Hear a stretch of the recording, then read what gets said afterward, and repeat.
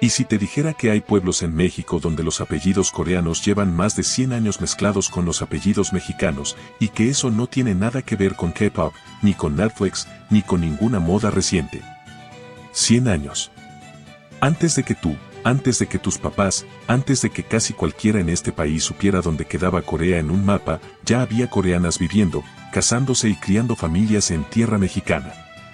Sí, ya sé. Suena a uno de esos videos de clickbait que te prometen la comunidad secreta que nadie conoce y al final resulta que son 4 turistas haciéndose fotos frente a un letrero. O peor, suena a uno de esos videos que reducen a estas mujeres a puro estereotipo bonito, como si fueran atracción de feria. ¿Te están vendiendo humo? No. Pues no. Aquí no. Porque lo que te voy a contar hoy son 2 historias distintas que casi nadie conecta. Una empieza en 1905, en un barco que cruzó medio mundo con más de 1000 coreanos amontonados, contratados, o mejor dicho, casi esclavizados, para trabajar el enequén en Yucatán. La otra empieza hace apenas 15, 20 años, cuando las armadoras y las plantas coreanas llegaron al Bajío y a Nuevo León, y con ellas llegaron ingenieras, esposas de directivos, familias enteras que hoy viven en México con una vida completamente distinta a la de aquellas primeras mujeres que llegaron descalzas a Yucatán. Yo soy el viejo viajero, y llevo años metiéndome en los pueblos donde nadie más se mete, hablando con la gente que de verdad sabe, no con el que te vende el souvenir en la plaza. Esto no es para el que quiere la foto bonita para su Instagram. Esto es para el que de verdad quiere entender cómo es que México, sin que casi nadie lo note, se volvió uno de los países de América Latina con más historia coreana enterrada en su tierra. Y te voy a advertir algo desde ahorita. Al final de este video vas a entender por qué hay un lugar, uno solo de los 10 que te voy a enseñar, donde la mezcla entre lo coreano y lo mexicano llegó tan lejos que ni los propios historiadores se ponen de acuerdo en cómo llamarle. Ahí te lo voy a contar, pero hasta el final. Aguanta.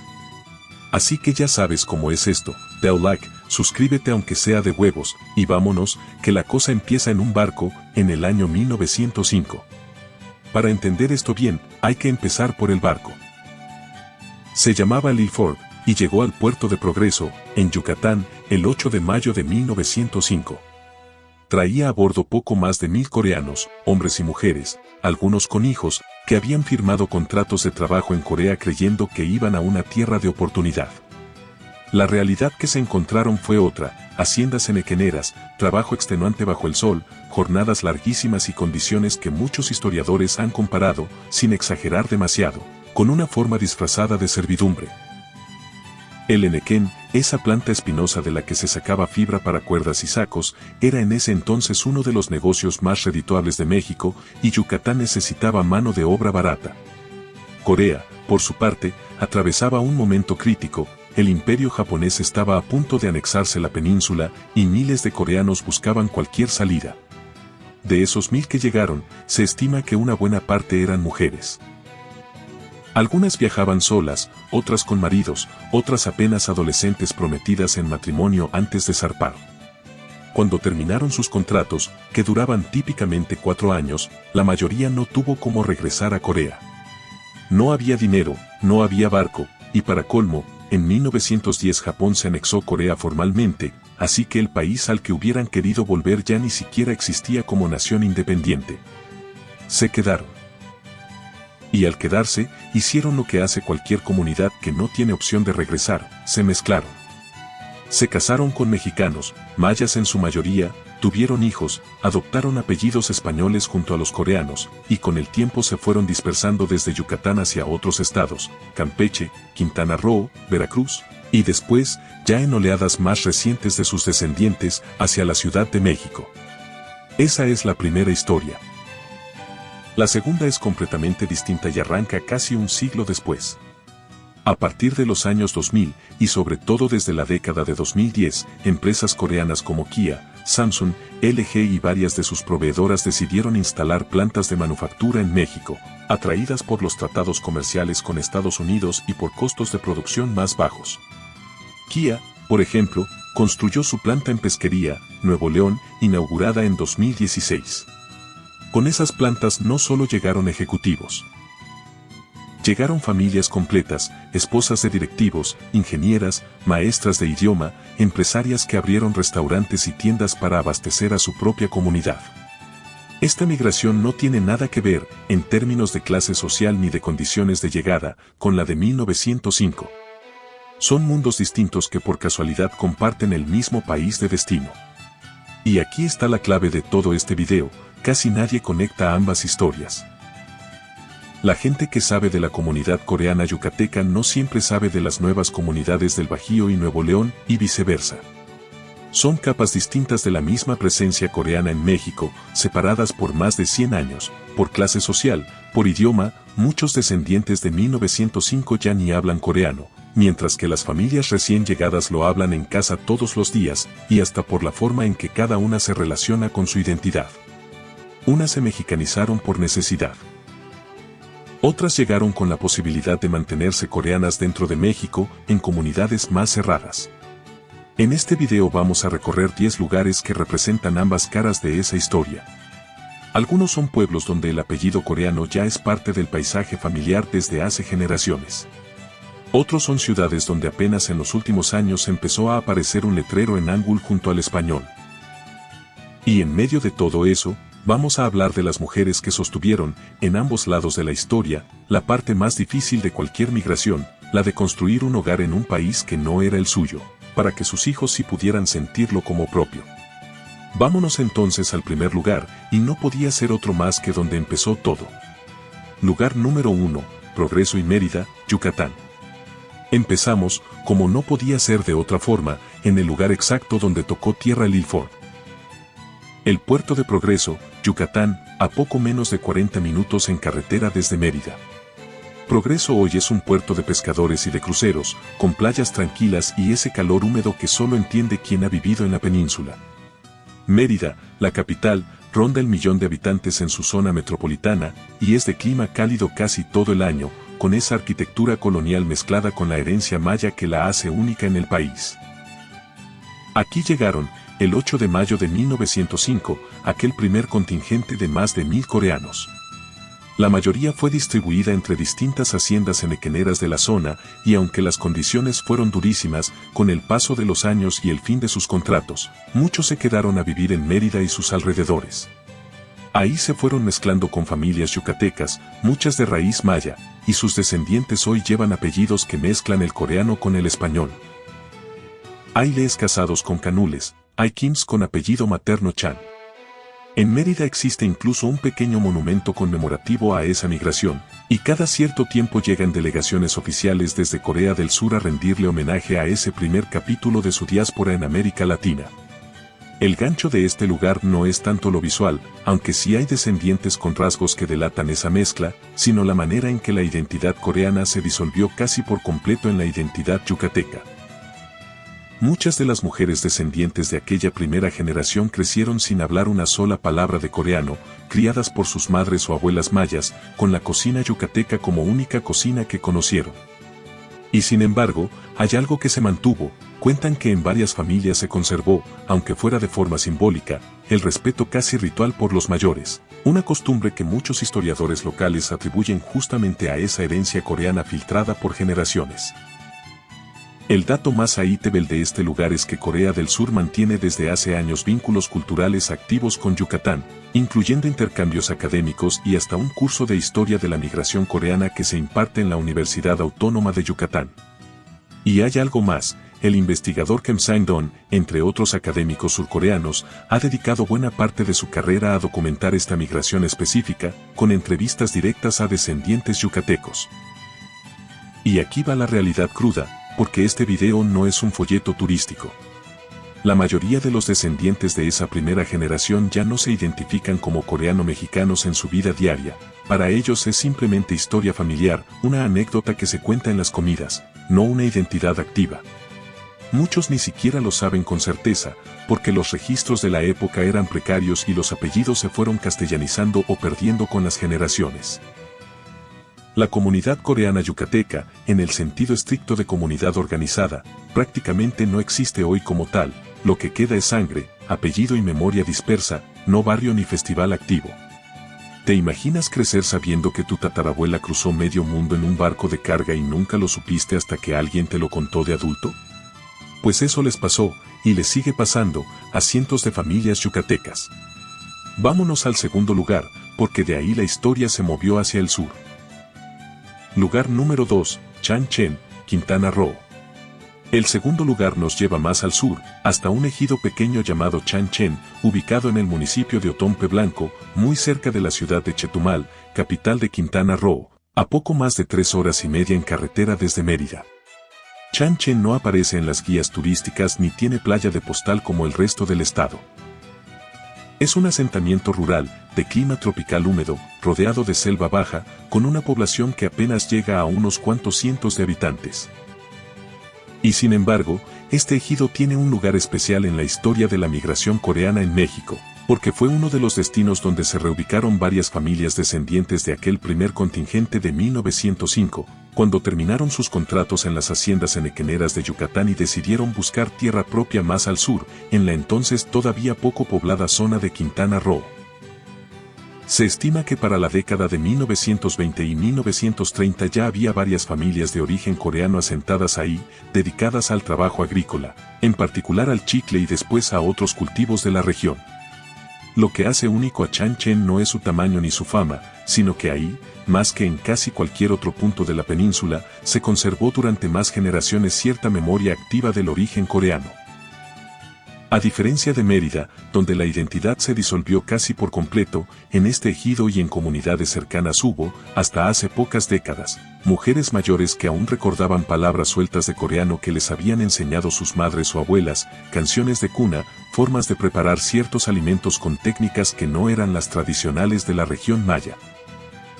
No es que hubiera una comunidad coreana organizada como tal, sino más bien una especie de memoria doméstica, transmitida en la cocina y en las historias de sobremesa, de mujer a mujer, de generación en generación. El dato más notable de este lugar tiene que ver con el trabajo de investigadores mexicanos y surcoreanos que, desde los años 90, empezaron a documentar a los llamados coreanos mexicanos de Quintana Roo, entrevistando a los últimos descendientes directos que aún conservaban alguna memoria oral de sus antepasados. Parte de ese trabajo quedó registrado en publicaciones académicas sobre migración asiática en el sureste mexicano y ha servido como una de las pocas fuentes documentales sólidas sobre cómo vivieron, específicamente, las mujeres de esa segunda generación, mujeres que crecieron ya mestizas, hijas de padre o madre coreano y madre o padre maya, criadas entre dos mundos sin haber elegido ninguno de los dos del todo.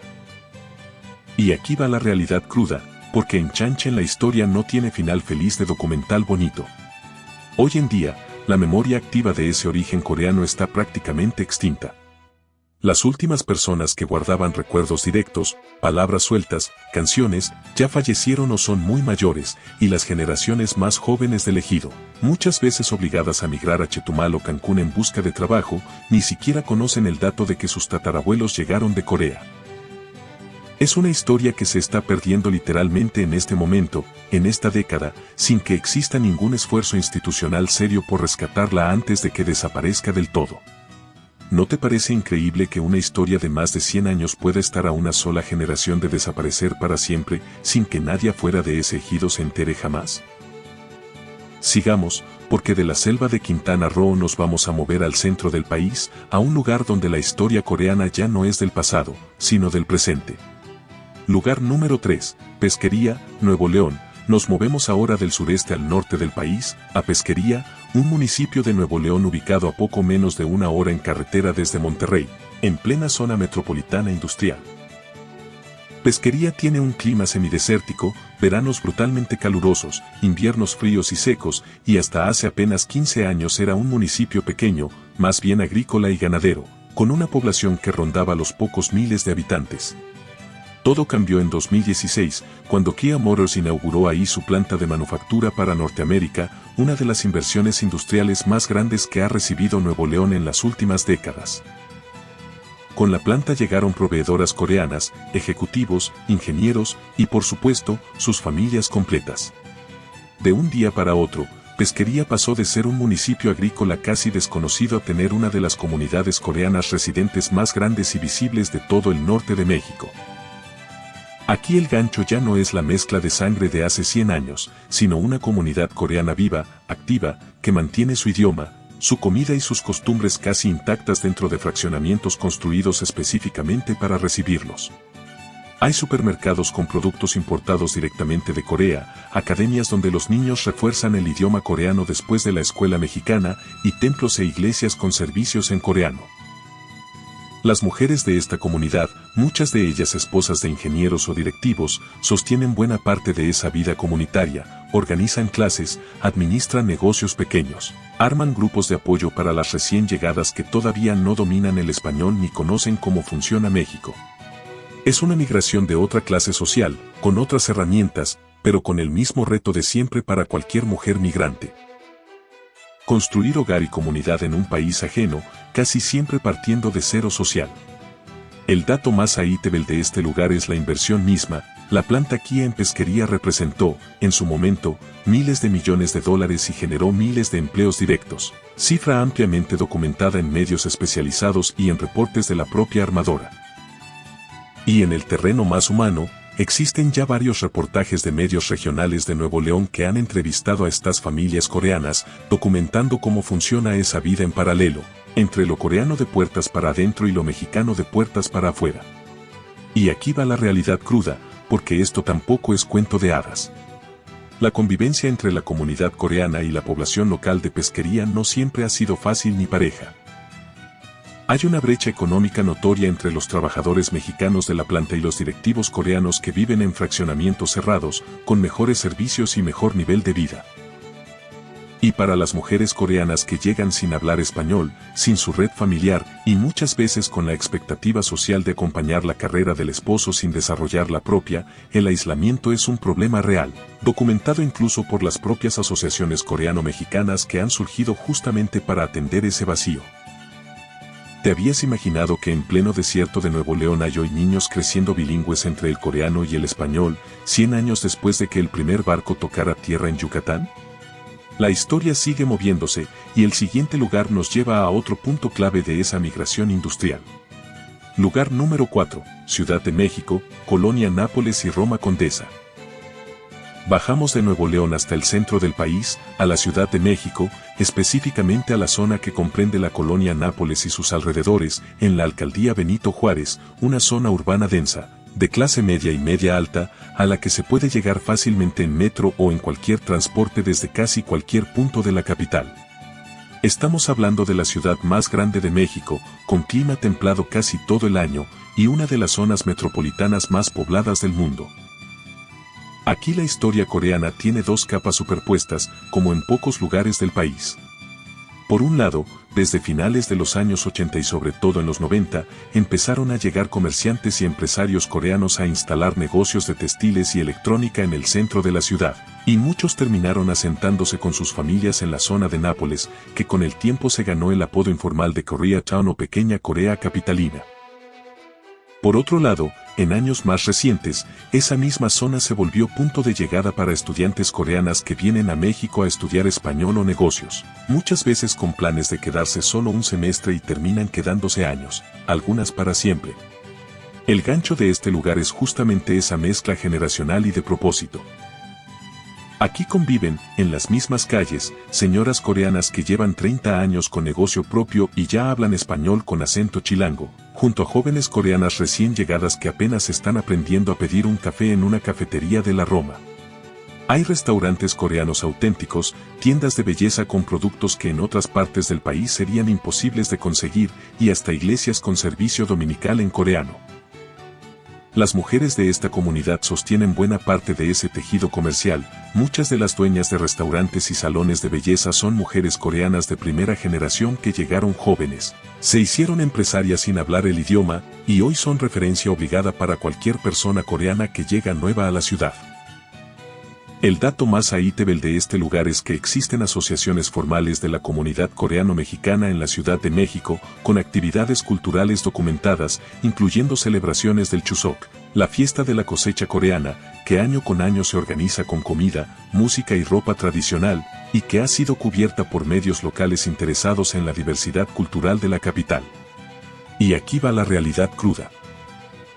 La vida de muchas de estas mujeres, sobre todo las que llegaron hace más de 20 años como comerciantes, no fue nada fácil. Varias enfrentaron años de aislamiento por la barrera del idioma, discriminación velada en trámites y rentas, y la presión constante de sostener un negocio familiar mientras criaban hijos entre dos culturas que a veces chocan, sobre todo cuando esos hijos crecen ya completamente mexicanizados y con menos interés en mantener las tradiciones de sus madres. Y para las estudiantes más jóvenes, la vida en la capital tampoco es tan romántica como se ve en redes. El costo de vida, la inseguridad de ciertas zonas y la dificultad real de aprender español fluido son quejas comunes dentro de la propia comunidad. ¿Te imaginas encontrarte, en pleno centro de la Ciudad de México, un letrero en ángulo junto a uno que dice "se renta"? Pues eso pasa todos los días en esta zona. Vámonos al quinto lugar, que nos lleva a otra ciudad industrial del centro del país. Lugar número 5, Querétaro capital y el Marqués, Querétaro. Nos movemos al centro norte del país, a la ciudad de Querétaro y al municipio vecino de El Marqués, a poco menos de 3 horas en carretera desde la Ciudad de México.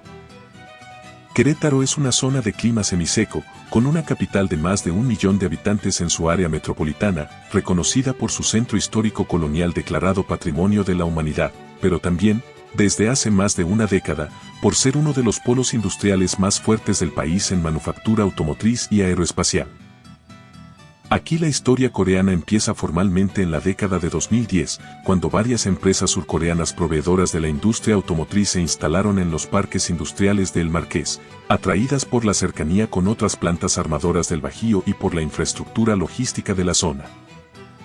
A diferencia de pesquería, donde una sola armadora grande concentró casi toda la comunidad, en Querétaro la presencia coreana está más repartida entre distintas empresas medianas, lo que generó una comunidad menos concentrada geográficamente pero igual de activa. El gancho de este lugar es la forma en que la comunidad coreana se insertó dentro de una ciudad ya profundamente tradicional y católica, sin fraccionamientos tan cerrados como en el norte. Las mujeres coreanas de Querétaro, muchas esposas de directivos o ellas mismas profesionistas, participan activamente en asociaciones de padres de familia en escuelas internacionales, en grupos de intercambio cultural con familias queretanas y en la organización de un festival cultural coreano que se realiza cada año en la ciudad, con comida, muestras de caligrafía y presentaciones de danza tradicional, abierto al público general y no solo a la comunidad coreana. El dato más notable es que la Universidad Autónoma de Querétaro ha desarrollado programas de intercambio académico con instituciones surcoreanas, y existen registros de la Secretaría de Desarrollo Sustentable del Estado sobre el número de empresas coreanas instaladas en la región, cifra que ha ido en aumento constante desde 2015. Y aquí va la realidad cruda. La convivencia entre la comunidad coreana y la población local queretana, aunque menos tensa que en otras zonas industriales del país, tampoco está libre de fricciones. Persisten quejas de trabajadores mexicanos sobre diferencias salariales y de trato dentro de las plantas, y muchas de las mujeres coreanas que llegan como acompañantes de sus esposos reportan, según entrevistas de medios locales, una vida social limitada casi exclusivamente al círculo de otras familias coreanas, con poco contacto real con la sociedad queretana más allá de lo comercial. ¿Te habías imaginado un festival coreano en pleno corazón colonial de Querétaro, a unos pasos de un templo del siglo XVIII? Pues existe, y cada año crece un poco más. Lugar número 6, Guadalajara y Zapopan, Jalisco. El sexto lugar nos lleva a Guadalajara y su municipio vecino Zapopan, en el occidente del país, la segunda zona metropolitana más grande de México, con clima templado casi todo el año y una identidad cultural fuertemente arraigada en lo mexicano tradicional. El mariachi, el tequila, el catolicismo profundo.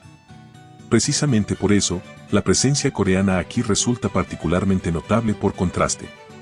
La comunidad coreana en Guadalajara tiene un origen distinto al de las ciudades industriales del norte y el Bajío. Creció principalmente alrededor del sector electrónico y tecnológico, ya que Jalisco se consolidó desde los años 90 como un polo importante de manufactura electrónica, con empresas como Samsung estableciendo operaciones de manufactura y luego, más recientemente, centros de investigación y desarrollo en la zona metropolitana. El gancho de este lugar es que, a diferencia de otras comunidades coreanas más recientes en México, la de Guadalajara ya tiene más de 2 décadas asentada, lo que ha permitido una integración más profunda. Hay ya una segunda generación de jóvenes coreano-mexicanos que crecieron completamente bilingües, estudiaron en universidades tapatías y hoy trabajan indistintamente en empresas mexicanas o coreanas. Las mujeres de esa segunda generación, hijas de aquellas primeras familias que llegaron en los 90, representan un punto intermedio poco común en esta historia. Crecieron con doble identidad plena, no como mezcla diluida de hace 100 años ni como comunidad recién llegada y cerrada, sino como mexicanas coreanas de tiempo completo, cómodas en ambos mundos. El dato más notable es que existe en Guadalajara una asociación coreano-mexicana formalmente constituida desde hace más de 15 años, con actividades culturales documentadas y presencia en eventos oficiales de hermanamiento cultural entre Jalisco y distintas provincias surcoreanas. Y aquí va la realidad cruda.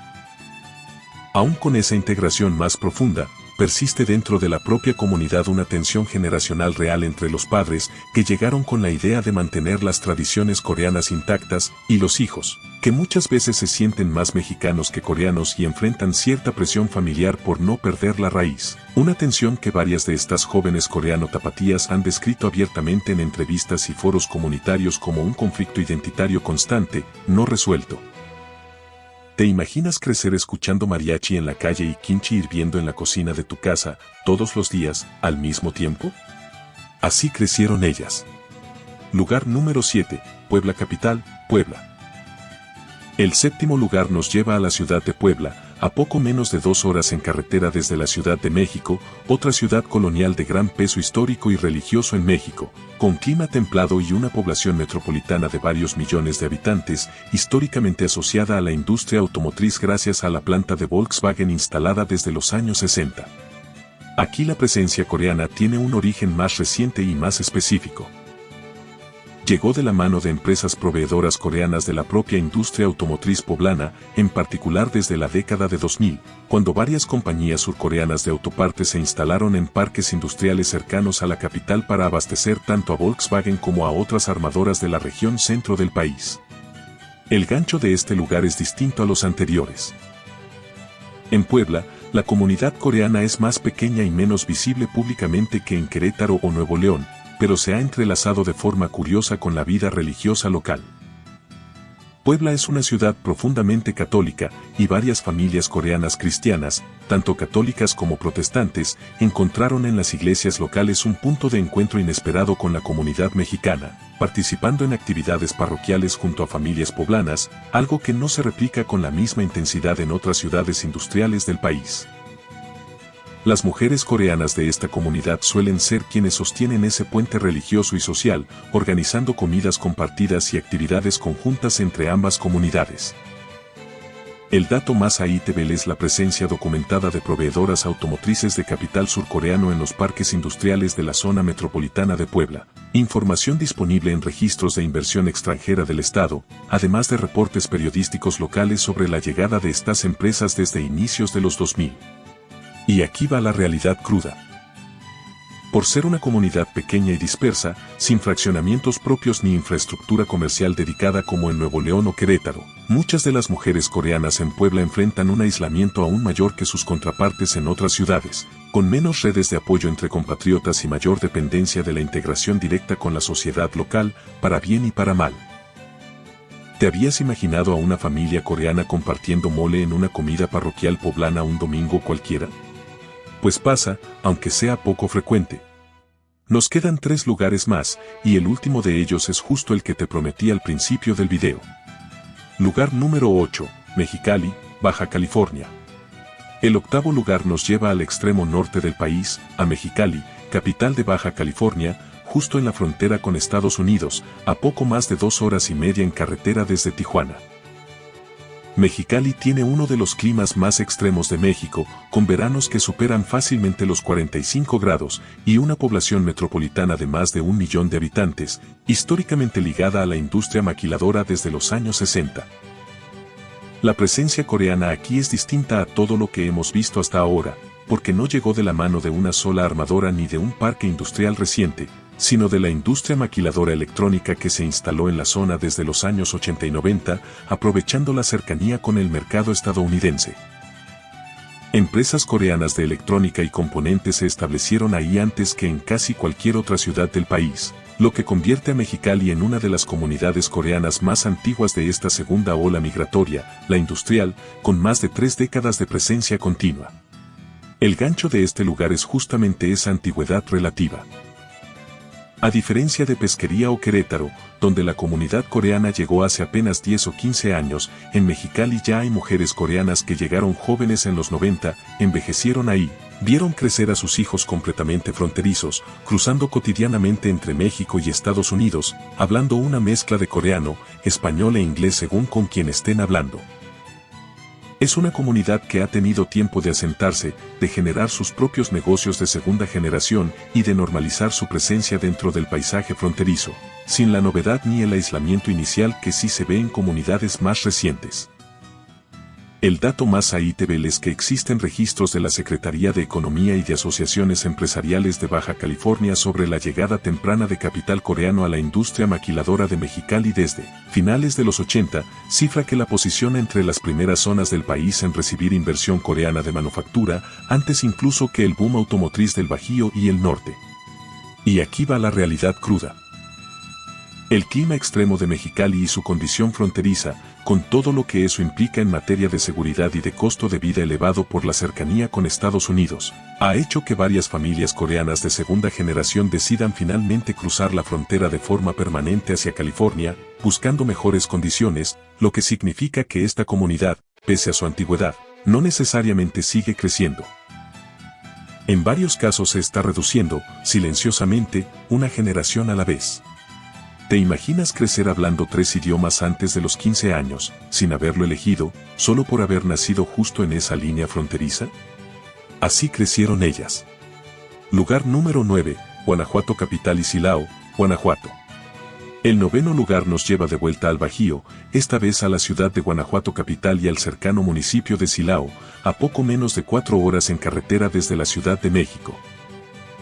Guanajuato es patrimonio de la humanidad, con ese trazado colonial de callejones y plazas que la hace parada obligada de cualquier turista, mientras que Silao, mucho menos pintoresco, se convirtió en una de las zonas industriales más importantes del centro del país gracias a la llegada de la planta de General Motors y, más recientemente, de varias proveedoras automotrices coreanas que se instalaron para abastecer tanto a esa planta como a otras del corredor industrial del Bajío. Aquí la historia coreana es reciente, de apenas poco más de una década, pero tiene un rasgo particular que la distingue de otras zonas industriales: la convivencia directa entre el turismo internacional que ya de por sí recibe Guanajuato capital y la nueva comunidad coreana asentada en Silao y sus alrededores. No es raro encontrar, en pleno centro histórico guanajuatense, familias coreanas paseando un domingo entre los mismos callejones que recorren turistas de medio mundo, en una mezcla que no se da con la misma naturalidad en ciudades industriales más cerradas como Pesquería. El gancho de este lugar es esa doble vida. De lunes a viernes, la comunidad coreana vive concentrada en su rutina industrial en Silao, con negocios y espacios propios. Los fines de semana, muchas de esas mismas familias, y en particular las mujeres, que suelen encargarse de la vida social y educativa de los hijos, aprovechan para explorar activamente la cultura mexicana en la capital del estado, en un nivel de integración cultural voluntaria que varios cronistas locales han señalado como poco común comparado con otras comunidades coreanas más recientes del país. El dato más ahí es la instalación documentada de varias plantas proveedoras automotrices de capital surcoreano en el corredor industrial de Silao desde inicios de la década pasada. Información disponible en reportes de desarrollo económico del estado de Guanajuato, además de coberturas periodísticas locales sobre el crecimiento de la comunidad extranjera en la zona. Y aquí va la realidad cruda.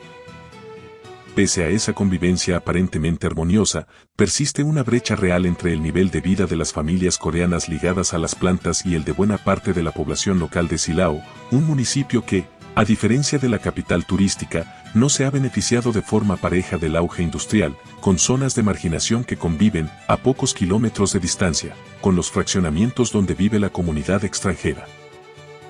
¿Te imaginas cruzarte un domingo, en pleno Callejón del Beso, con una familia coreana tomándose una foto igual que cualquier turista? Pasa más seguido de lo que crees. Y ahora sí, llegamos al último lugar de esta lista, el que te prometí desde el principio del video. Lugar número 10, Comitán de Domínguez, Chiapas.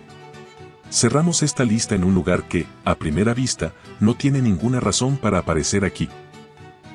Comitán de Domínguez, en Chiapas, a poco más de una hora en carretera desde San Cristóbal de las Casas, cerca ya de la frontera con Guatemala.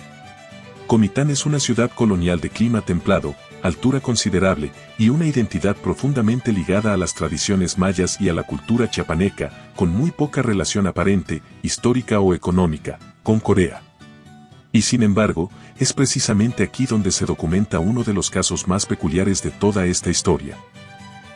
Desde hace un poco más de una década, un número reducido pero constante de misioneras y cooperantes coreanas, en su mayoría vinculadas a organizaciones religiosas protestantes, llegaron a la región para trabajar en proyectos educativos y comunitarios con población indígena celtal y tojolabal de los alrededores.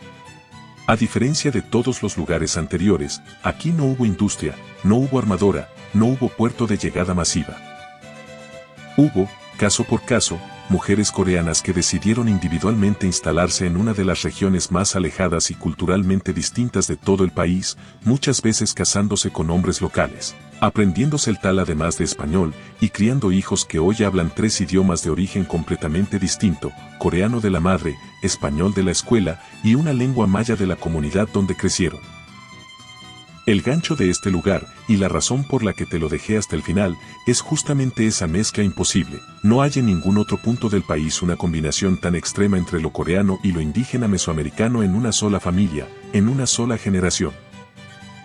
Los propios investigadores que han estudiado casos de migración asiática en el sureste mexicano reconocen que Comitán y sus alrededores representan un fenómeno tan específico y tan poco numeroso que resulta casi imposible clasificarlo dentro de las categorías habituales de estudio migratorio. No es comunidad industrial, no es descendencia histórica de hace 100 años, no es tampoco comunidad urbana visible. Es, literalmente, un puñado de historias individuales, casi invisibles fuera de la región, que por su rareza se han vuelto tema recurrente de artículos periodísticos sobre migración poco convencional en México.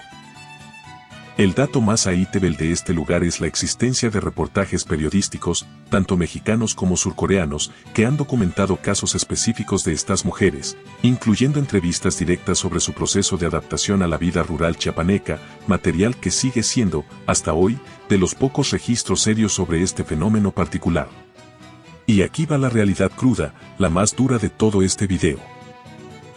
La vida de estas mujeres en Comitán y sus alrededores no tiene nada de romántico ni de anécdota bonita para redes sociales. Muchas viven en condiciones materiales muy por debajo de lo que tenían en Corea, en comunidades con acceso limitado a servicios de salud, sin redes de apoyo coreanas cercanas, y con hijos que crecen en una realidad de pobreza rural que contrasta radicalmente con la vida que llevan las mujeres coreanas de Pesquería o Querétaro. Es la cara menos visible, menos fotogénica y más olvidada de toda esta historia migratoria de más de 100 años. Antes de cerrar, hay que decir las cosas como son, sin filtro de video bonito. Primera verdad incómoda, la migración coreana en México no es una sola historia, es 2 historias con clases sociales opuestas. La de 1905 llegó casi en condición de servidumbre, la de hoy llega con casa, chofer y colegio privado. Meterlas en el mismo costal, como si fuera una sola comunidad coreana, es borrarle a la primera generación el peso real de lo que sufrió. Segunda verdad, buena parte de esta historia se está perdiendo por pura indiferencia institucional. Nadie está corriendo a grabar a las últimas personas en Quintana Roo que aún recuerdan una palabra en coreano. Cuando se mueran, se muere la fuente. Y no hay ningún museo nacional, ningún archivo serio, dedicado a rescatarlo a tiempo. Tercera verdad. Las mujeres coreanas más recientes, las de Nuevo León, Querétaro o Guanajuato, muchas veces viven un aislamiento real disfrazado de buena vida. Casa grande, pero soledad, dependencia total del esposo, poca vida social fuera del círculo coreano. Eso no sale en las fotos del fraccionamiento. Cuarta verdad, y la más importante, nada de esto es curiosidad de exhibición. No son las coreanas de México como si fueran pieza de museo o atracción rara. Son mujeres con historia familiar, con decisiones difíciles, con hijos que crecen entre idiomas. Merecen que se hable de ellas con el mismo respeto con el que hablaríamos de cualquier familia mexicana. Entendido, ya tengo el prompt completo interiorizado, lo sigo aplicando tal cual, solo ajustando el largo de los bloques restantes para que no se sientan pesados. Vamos con el cierre. Y aquí está, como te prometí desde el principio. El lugar donde la mezcla llegó más lejos que en ningún otro punto del país no fue Nuevo León, ni Querétaro, ni siquiera Yucatán, donde empezó todo. Fue Comitán, Chiapas. Ahí, en un rincón que ni siquiera aparece en el mapa mental que la mayoría tiene de lo coreano en México, una madre coreana y un padre celtal pueden tener hijos que crecen hablando 3 lenguas de 3 mundos que, en cualquier otro contexto, jamás se hubieran cruzado. Ni los propios investigadores se ponen de acuerdo en cómo nombrar ese fenómeno, y a mí, personalmente, me parece que ese es justamente el punto más honesto de toda esta historia. No todo lo que pasa en México cabe en una categoría bien portada. Si me preguntas mi opinión, después de más de 100 años de historia, lo que más me deja esta lista no es el dato curioso ni la anécdota bonita, es lo mismo de siempre cuando se habla de migración. Son las mujeres las que cargan con la parte más difícil y menos reconocida, la de sostener un hogar en tierra ajena, hablen coreano, español, maya o los 3 al mismo tiempo. Y ahora te toca a ti. Dime en los comentarios. De estos 10 lugares, ¿cuál te sorprendió más, el de la historia de hace 100 años o el de la migración de ahora? Y si conoces algún otro rincón de México donde exista una mezcla parecida que yo no haya mencionado, cuéntamelo, que aquí siempre andamos buscando la siguiente historia que nadie más te va a contar. Da un like, suscríbete aunque sea de huevos, y nos vemos en el siguiente viaje. Porque al final, esto es lo que somos. 10 lugares, 100 años, y una sola pregunta que sigue sin respuesta fácil, ¿dónde termina lo coreano y dónde empieza lo mexicano?